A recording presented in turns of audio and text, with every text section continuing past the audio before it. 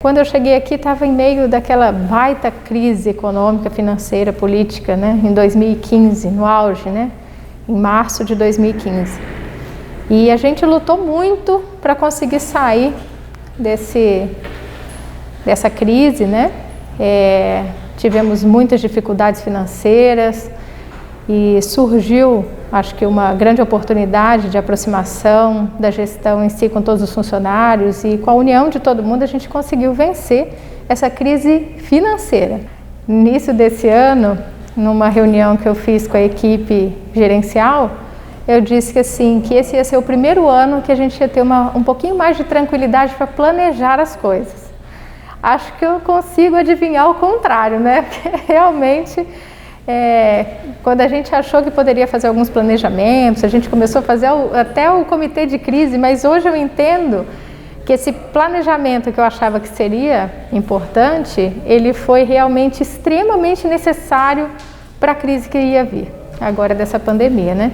Então a gente conseguiu reunir a equipe gerencial, ter mais coesão na conversa, isso tudo naquele planejamento do comitê de crise sem crise. Quando chega aí praticamente em março, né?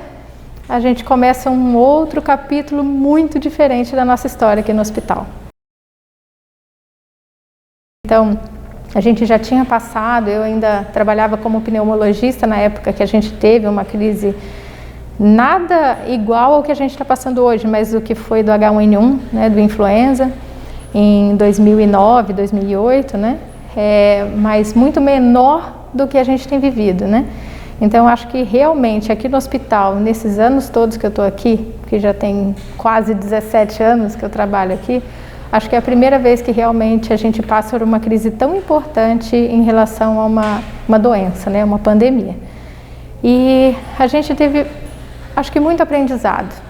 É a palavra que eu mais tenho na minha cabeça, é o aprendizado, né? Desde o começo que a gente tinha muitas incertezas, ninguém fazia ideia de como lidar com isso. Não só aqui dentro do hospital, mas eu penso até em relação à parte de governo, mesmo quem toma conta de saúde pública, a gente vê até enquanto ministério, todo mundo sem certezas, com várias tentativas. Lógico que a gente errou muito, mas acertou muito também, né? E eu acho que a gente cresceu muito, que aprendeu muito, foi o trabalho em equipe. A gente viu o quanto isso é valioso, né? A empatia, o entendimento do outro que trabalha com você, não só na esfera de trabalho, mas a gente começou a ter mais contato com a equipe da parte também lá dentro, das emoções, da pessoa realmente, de quem ela é. Porque expôs muito, né? Com muita gente com medo, com incertezas, você acaba expondo também o seu lado pessoal, não só o profissional. E foi muito bom isso, porque a gente teve gratas surpresas, né? Em relação a profissionais que a gente achava até que, assim, não é um bom profissional, mas ele é uma pessoa incrível, não só um bom profissional, né? Então, acho que isso foi muito bom, a gente descobriu outros talentos aqui. E foi crescendo, apesar da insegurança de todo mundo, sempre tentando manter um otimismo, né? Sabendo assim, é difícil, vai ser mais difícil ainda, vai. Mas no momento em que a gente chega, que eu acredito que é nesse momento ao nosso pico, e acho que platô, talvez a gente tenha chegado, não dá para ter certeza ainda, mas é o que parece, a gente está muito mais tranquilo do que no início da pandemia, onde que a gente tinha muito menos casos. Porque naquela época o sentimento era diferente. Eu acho que era muita incerteza, e até muito medo mesmo, na essência da palavra, e pânico, que algumas pessoas até tiveram pânico. Hoje a gente amadureceu. Então, apesar de termos muito mais pacientes, da assistência está muito mais pesada agora, eu acho que nossa tranquilidade transparece mais. Então, eu acho que assim, a pandemia mostra várias facetas das dificuldades da vida, mas também mostra o quanto que a gente pode se juntar para fazer coisas extraordinárias que a gente nunca imaginaria. A outra coisa da pandemia que eu acho que é muito marcante para mim, né, enquanto eu que defendo tanto a participação da sociedade, não ficar só achando que é papel do poder público em si, que faça, eu pago imposto, então se vira, cuida daí do que é público, né? Eu acho que a participação social é muito importante, né? não deixar só na mão de quem está ali naquele cargo para fazer, mas você realmente poder fazer tudo o que você é capaz para ajudar, né? E agora na pandemia ficou muito nítido, né? Vários empresários, pessoas da sociedade, com um pouquinho que elas acham que possa ajudar, elas fazem um absurdo de melhorias, né? Então a gente vê vários projetos aqui. Até eu gosto de citar muito esse das costureiras, porque é muito, muito importante, foi muito e ainda está sendo muito importante para nós, o quanto que elas ajudaram. Eu consigo fazer um avental por dia, tudo bem, mas 300 pessoas fazendo são 300 aventais no dia, né? Então a importância desse trabalho em conjunto, da sociedade, tá em casa, tá, mas o que eu posso fazer? Não é só o que eu vou ganhar com isso, é o que eu posso fazer para o mundo ser melhor, efetivamente, né, para contribuir. Então acho que essa solidariedade que a gente vê também da sociedade aqui, na área da saúde é muito nítido, mas em todas as esferas a gente viu isso acontecendo, foi muito bonito de ver, né, porque às vezes a gente desacredita da humanidade, acha que não tem jeito e muitas vezes acontecem essas coisas que acho que faz a gente entender um pouquinho por que Jesus morreu por nós, né, porque eu acho que vale a pena. A gente tem um lado que vale a pena, né? Então acho que isso aqui na pandemia foi muito legal para a gente também ver os pontos fortes do ser humano, não só os pontos fracos. Eu acho que o mais marcante em todas as mudanças que a gente sofreu aqui no hospital, e foram muitas mudanças, né? É difícil hoje até quem nunca conheceu o hospital e não conhecia a estrutura do hospital, entender tudo que a gente fez de mudança aqui dentro. E são mudanças drásticas, não são mudanças pequenas, não são pequenas adaptações, são mudanças bem grandes. Mas eu acho que, assim, pensando na gestão de forma geral, como a gente tem aqui essa gestão participativa realmente, a gente acabou ouvindo muito o que os funcionários também achavam, né? Então, teve cada sugestão maravilhosa, que as pessoas falavam, não sei se é bom, se não é, né? Mas e se fizesse dessa forma? Esse e se fez grande diferença, né? Então, a gente conseguiu ir adaptando, a gente conseguiu até crescer, pelo menos nesse momento, 10 leitos de UTI no hospital, que eu, sinceramente, não conseguia ver possibilidade de ampliação de leitos. Então, assim, é possível. A gente conseguiu ampliar um pouco. Como? Só Deus sabe, mas conseguimos. Em detrimento de cirurgias ambulatoriais, sim, porque a gente teve que ir trabalhando com as prioridades e transformando. E a equipe respondeu muito bem, porque eles entenderam o papel deles, a responsabilidade deles de continuar fazendo assistência, que é uma assistência muito mais difícil, muito mais pesada, que eu digo não só em trabalho, mas emocionalmente. Você trabalhar com uma doença que você sabe que pode ser mortal para você ou para qualquer um da sua família, que você pode carregar esse vírus para casa, é muito difícil. Mas também você ter a confiança que os profissionais que estão junto com você, da tua equipe, estão te falando o que é certo, que você confia no que a SCIH está falando em relação aos protocolos, a EPIs. Confiança realmente faz a diferença para mim. E essa confiança mútua da equipe é que possibilitou a gente fazer tantas mudanças, tantas adaptações, mantendo a qualidade. E aqui eu acho que é bom chamar a atenção isso da qualidade, porque nós hoje somos, no estado, a terceira cidade com a menor letalidade. E isso se deve à assistência. É a assistência que faz a diferença, porque quando a gente fala de letalidade, a gente está falando o número de mortes em pessoas graves que foram internadas, a gente não está falando em relação à população. Então, lógico que as medidas que a gente tem para tentar diminuir a circulação de vírus são importantes, mas na letalidade o que faz diferença é a assistência prestada, né? Então, os protocolos, a seriedade da equipe em relação a obedecer esses protocolos, basear nas evidências científicas, que também foi um grande chacoalha que a gente teve aí, foi em relação às evidências científicas, todo mundo com medo acaba fazendo bobagem, né? Então vamos de novo voltar, refletir se aquilo realmente é o melhor caminho a ser tomado, e eu acho que isso foi feito com maestria aqui no hospital realmente, pela equipe, né, tendo essa calma, né? Eu acho que hoje, a gente está aqui terminando o mês de julho, a equipe está cansada. É verdade, porque são meses já nesse ritmo de trabalho, são praticamente, já foram, né? 4 meses já inteiros desse ritmo de trabalho. Mas você vê que eles continuam lutando. Apesar disso tudo, ninguém abandona o barco. Então, eu acho que essa é uma lição muito, muito bonita do que a gente pode ter, que a gente já tem desse entendimento dos profissionais da área da saúde, e eu acho que é o que a gente consegue vivenciar.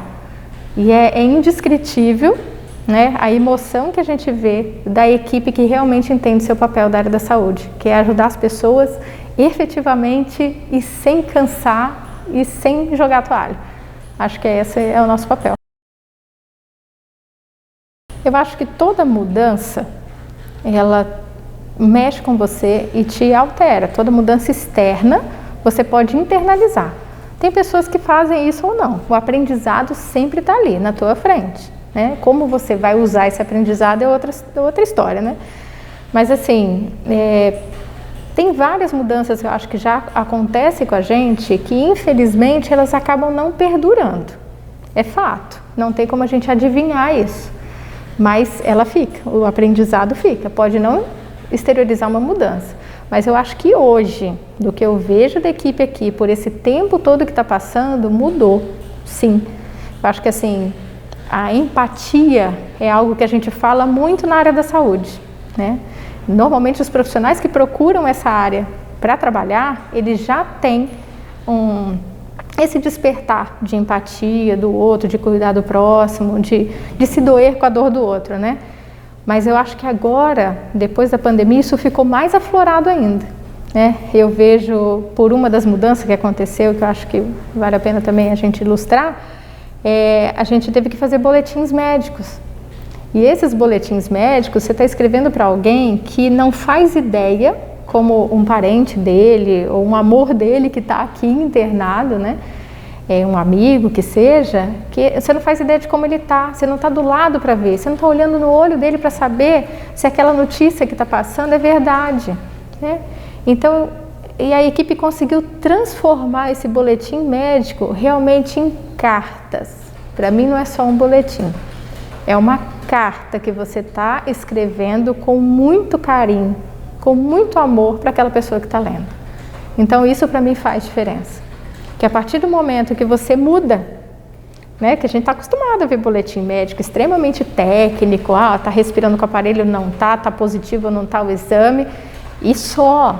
Mas de repente você pega um boletim que fala assim, olha, seu parente está bem, está com saudade de você, está perguntando pelo cachorrinho ou por que for que está perguntando, que no final você com carinho fala, estamos cuidando com o maior amor dessa pessoa. Você lê isso num boletim médico faz a diferença. Eu aqui, como gestora aqui do hospital, conseguir ler isso num boletim médico para mim, traz uma sensação assim de dever cumprido, sabe? Das pessoas realmente terem entendido qual é o papel delas aqui. Não é só dar uma informação técnica, é realmente cuidar do outro, né? Então é muito, muito gratificante, de verdade, acho que não tem nem como explicar. Mas você lê isso no boletim, para mim, é ter a certeza, mesmo que a gente não fica cobrando, não fica fazendo, né, pressão para que os boletins tenham esse papel, não. Isso ficou de cada um escrever, mas na forma que você vê, 1, 2, 3 boletins e as pessoas felizes com o que estão escrevendo, com segurança, então a sensação de confiança que a gente tem aqui da nossa equipe, ela conseguiu ser passada para fora. Que eu acho que é o mais importante, não só para o paciente que está sendo cuidado, mas para quem está de fora olhando. Enquanto Débora é difícil separar as coisas, né? Porque aqui é uma Débora que é diretora e tem que ser a pessoa que passa segurança, passa confiança, passa otimismo, né? E que eu seguro a peteca, né? Eu não posso deixar a equipe desanimar. Então eu vi a cada hora um de um jeito e até eu mesma. Quem disse que eu não sinto medo? Lógico que a gente sente medo, né? Mas a gente tem que vencer isso, a gente tem que batalhar, né? Então, até mesmo para sair daqui do hospital para ir para casa, a insegurança que a gente tem de estar aqui e de repente passar para a família da gente uma doença em si. Tenho lá em casa, meu marido e os filhos são todos, eles têm risco, né? Porque são asmáticos, meu marido hipertenso. Então, eu acho que assim, a gente fica sempre pensando, lógico que eu tenho o meu papel de médica, que é muito importante na minha vida, meu propósito de vida é esse, ajudar pessoas, né? Mas até que ponto você se sacrifica, sacrificando os seus, Então, acho que são muitas coisas assim difíceis da gente assimilar. Acho que no começo foi muito mais difícil, né? Por tanto medo, insegurança, até numa hora que você incorpora, eu acho que assim, a gente passa por 3 estágios. Primeiro, a gente tem medo da gente morrer. Depois você fala, meu Deus, mas não sou só eu e a minha família. Até numa hora que você fala assim, eu preciso lutar por mim e por eles. Eu tenho que vencer esse medo, porque é a única forma de dar certo, não tem para onde eu fugir. E eu acho que foi interessante que assim, eu sempre tento me manter muito otimista, né? Quem me conhece sabe disso, né? Tudo vai dar certo, vamos conseguir. Eu sempre falo muito isso e acredito nisso. E eu tenho na minha cabeça sempre assim, tem uma praia que eu adoro. E todas as vezes que eu estou assim, muito cansada, desanimada, eu sempre lembro, falei, se tudo falhar, eu vou lá para a praia. Aí, esse ano, quando eu estava assim pensando, tinha Covid lá naquela praia. Eu falei, puxa vida, mas nem no lugar que é o meu refúgio mental eu vou estar fora do Covid. Então é difícil realmente, né? Porque a gente fica sem possibilidades, né? Quando você acha assim, eu vou fugir, dá vontade de largar tudo e sumir. Sempre você tem um lugar que você pensa para onde você está sumindo, né? Para onde você está indo, né? Então é difícil você ter que lidar com todos esses sentimentos e as mudanças que tem no seu script, que para mim tem tudo as caixinhas assim, se isso acontecer eu vou fazer aquilo, outro, né? E eu vou muito nesse modelo matemático na cabeça, tentando ter um pouco de controle, né? E que a gente realmente não tem, né? Então eu acho que para mim assim foi muito, muito aprendizado. Acho que muito mais essa parte de se entregar realmente, apesar do medo, para o que a gente acha que é certo, né? E eu acho que o mais importante é eu me sentir aqui muito útil no que eu faço, sabe? De eu estar junto com a equipe aqui e saber que eles confiam em mim, na Débora, não só na diretora, porque sabe os valores que eu tenho, a missão que eu acredito que tenho, né? E que eles corroboram do meu sonho, né? Da gente conseguir atingir. Então, eu acho que isso é muito importante para mim. Realmente, de eu entender que o meu dever está sendo cumprido, que eu estou fazendo o que realmente eu acredito. Estou fiel aos meus propósitos, aos meus valores. Os filhos. Olha, é difícil ver eles em casa, né? Com aula online e tudo. Eu tenho 3, né? Então, o maior, que está com 14, o Lucas, o Rafa com 11 e a Giovana, que está com 7 agora, que fez 7. A Gi, ela me cobra muito, né? Porque ela está em casa e fala, você não está vindo? Vem para casa, que para ela é como se ela estivesse de férias e eu não estou lá, né? O Lucas, ele é mais independente, né? Ele sempre foi muito disciplinado, muito responsável, então ele toma conta das coisas dele, das aulas e tudo, e está indo tudo bem, não é muito de falar. Mas eu estava até contando agora uma passagem do Rafa, que logo no começo da pandemia, eu fiquei gripada. E foi um atrás do outro, mas ninguém estava falando de circulação de Covid aqui ainda, era só quem vinha do exterior, né? Então acabava não tendo essa suspeita, porque eu não tinha a epidemiologia de alguém que podia ter Covid. Nem sei se foi na época, porque a gente não faz ideia. Mas eu precisei ficar uma semana afastada, então, por excesso de zelo, o Lucas, né, o infectologista, aconselhou para ficar afastada. E no final dessa uma semana, porque em casa, você imagina, que aqui todos se adaptando, e eu em casa, eu furava o chão de tanto que eu andava para um lado para o outro no telefone, que eu queria saber de tudo que estava acontecendo. Mas depois, quando eu estava para voltar, eu lembro que foi num dia, se eu não me engano, na hora do almoço, que eu fui conversar com todo mundo. Falei, gente, eu vou ter que ir para o hospital, né, tá com Covid, né, e vamos ver como que a gente vai fazer, porque eu não sabia se era melhor eu voltar para casa ou eu ir para um hotel, para não ficar com essa convivência próxima com eles, com medo mesmo, que a gente tinha muito medo. E eu lembro que o Rafa, ele ficou muito bravo comigo, e ele falava assim, você vai voltar para o hospital? Por que você não trabalha em casa? Você vai lá onde tem o Covid?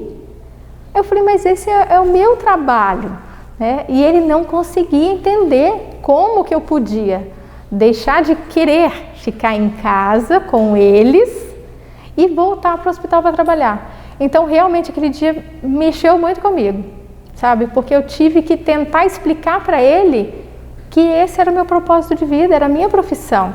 E ele não conseguia entender isso na cabecinha dele, né? Que para ele era uma escolha assim, ou eu quero ir para um lugar onde eu posso ter uma doença e morrer, ou senão eu quero ficar em casa com a minha família feliz. Ele não estava entendendo a gravidade, né? E o meu papel enquanto profissional também aqui para ajudar. E ele falava assim, você fica só trabalhando na parte do, tipo no escritório, você não vai estar atendendo o paciente, então você pode trabalhar em casa. Eu falei, não, eu tenho que estar lá comandando, eu tenho que estar com todo mundo, eles têm que ter comigo lá para dar força para eles, para que tudo acontecesse, né? Então acho que isso foi assim muito marcante para mim na pandemia. Se você perguntar dos meus filhos, em específico, esse dia para mim foi assim, muito importante até para eu tentar expressar para eles e passar para eles o que realmente, as coisas que eu acredito que eu faço, né? Porque no dia a dia eles não convivem com a gente, não faz ideia do que é o meu trabalho. Então você vê que ele tinha ideia que eu fico numa sala sentada carimbando papel, né? E às vezes é essa a visão, não só de criança, mas de muitas pessoas, de quem está na área administrativa, que acha que a gente não sofre, que a gente não tem as dificuldades, né? Eu vivi isso muito aqui, na época que eu via muita divergência entre a área assistencial e administrativa. Era sempre um acusando o outro. O assistencial acusava que o administrativo não faz nada, fica tomando cafezinho e falando, conversando, e o administrativo ficava falando, assistencial só fica fazendo bobagem, gasta tudo errado, desperdiça as coisas, não se preocupa com dinheiro. Eu falava, gente, para de um falar bobagem do outro, vocês não estão entendendo o esforço de cada um. Então, hoje a gente tem uma equipe muito coesa, essa aproximação da administração e assistência, para mim, é verdade, né? Cada um entende o papel do outro. Ainda tem coisas para melhorar, né? Sempre tem. Nunca a gente está satisfeito, sempre vai melhorando. Mas eu acho que hoje dá para entender um pouquinho também a angústia que é de ser o responsável. Não é fácil você assinar o papel e ser o responsável por aquilo. Porque sempre vai ter alguém falando, podia ter feito diferente, né? Tem sempre o médico do dia seguinte, o engenheiro do dia seguinte, né? Que vai sempre criticando o que você fez, né? Hoje eu tenho tranquilidade, porque essas críticas que eu recebo, primeiro, a responsabilidade não é toda minha, porque eu divido com todo mundo, eu ouço todo mundo, e a gente constrói isso em conjunto. E o que a gente erra mesmo, não tem problema nenhum de dizer que a gente erra, a gente conserta, que eu acho que é o mais importante. A gente aprende com o erro e tenta ver soluções, né? Porque o erro vai existir, né? Eu queria ter feito mais atividade física, mas eu estou com o pé quebrado, então não vai ter jeito. Queria. Eu consegui fazer muita coisa na pandemia. Eu acho que assim, eu não consigo nem pensar no que eu não fiz, mas eu estou vendo as coisas que eu pude fazer que eu não conseguia fazer. Eu estou lendo muito mais as coisas que eu queria ler. Então você fala, puxa, mas no meio da pandemia você está conseguindo fazer isso? Porque você acaba administrando melhor o seu tempo, né? Então eu estou conseguindo assistir as palestras que eu devia, e estou conseguindo ler os livros que eu queria, estou conseguindo conviver mais com as crianças. É incrível a mudança que tem, parece pouco, mas é tanto para nós que as funcionárias que eu tenho em casa, desde o início da pandemia, elas estão na casa delas, eu não deixei elas voltarem. Não só pelo risco, não delas trazerem para casa, mas o risco até eu mesma, enquanto profissional de saúde, passar para elas, que elas também são de grupo de risco. Então elas estão na casa dela, e está tudo bem, vamos cuidando desse jeito, né? Mas da gente ter que se virar em casa e fazer tudo, organizar as tarefas, sabe? Eu vejo, hoje as crianças estão lá, me ajudam, sabe? Que precisa lavar o banheiro, passar pano na casa, que isso não se resolve sozinho, alguém tem que fazer. E eles entenderam a disciplina, a responsabilidade, a contribuição de cada um, o papel de cada um, a importância dele na hora que tira uma roupa, colocar no lugar certo, daquela roupa ela não vai aparecer sozinho dentro da máquina, dali alguém tem que estender no varal. Então acho que tudo isso fez eles crescerem muito, né? E eu acho que essa proximidade com eles em casa, a gente conversando mais, falando mais do que sente, a gente está tendo possibilidade, eu, meu marido em si, assim, em casa, eu acho que de uma proximidade que eu não lembro de ter tido tanto desde muitos anos para trás com as crianças, sabe? Então isso é uma outra coisa boa que eu acho que teve da pandemia, né? Lembrei uma coisa que eu não fiz, que essa não deu jeito, que eu estou fazendo um curso de pós-graduação, que era presencial, agora está online, mas como tomo o final de semana inteiro e tem muita demanda aqui, eu não consegui conciliar as duas coisas. Mas não me culpo por isso. Isso vai ter um outro momento que vai ser possível. E eu acho que daqui a pouco a gente, se Deus quiser, volta para o normal e aí volta a colocar mais coisas na nossa rotina. Vixe, isso faltou muito. Essa parte é difícil. Ficar sem tocar nas pessoas, sem dar beijo, sem abraçar, é muito difícil. Em casa, tudo bem que a gente consegue fazer. Mas aqui, se você pensar no atendimento, os pacientes em si, tem paciente que já acompanha comigo há 15 anos aqui no hospital, né? E são normalmente pacientes mais de idade, né? Que tem problema respiratório e eles não entendem que não pode abraçar. Então eu estava até contando um outro fato que uma senhorinha chegou, mas todos os meus pacientes eu abraço e beijo eles. Não consigo ser diferente, né? E eles já sabem disso também. Então eles ficam esperando para vir na consulta porque sabem que eu vou dar um abraço, um beijo neles.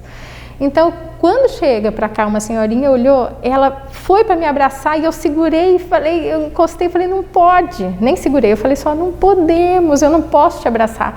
E eu vi nitidamente no olhinho dela aquela decepção, sabe, que ela queria tanto me dar um abraço. E eu fiquei angustiada. Durante a consulta toda, vi, né, fiz as receitas e tal. Na hora que eu fui na impressora pegar a receita, eu falei, pedi para a enfermeira, falei, você não tem um álcool gel aqui? Ela falou, tenho, doutora. Eu falei, você não me empresta? Sim. Aí eu levei o pote de álcool gel, entrei lá na sala, eu falei, dá a mão aqui.